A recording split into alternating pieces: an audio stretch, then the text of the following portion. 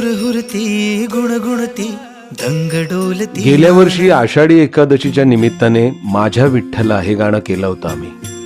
तेव्हा वारीला जायची इच्छा व्यक्त केली होती आणि या वर्षी तो योग प्रत्यक्षात आला. वारकऱ्यांसोबत बोललो, चाललो, भजनं गायलो आणि विठ्ठल शब्दशः भेटला.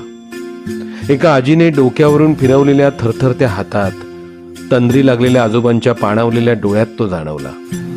उड्या मारत नाचणाऱ्या लहान बाळात, डोक्यावरून तुळस घेऊन धावणाऱ्या ताईच्या पावलात, एका काळ्या सावळ्या भावाच्या मिठीत विठ्ठल अगदी उराउरी भेटला.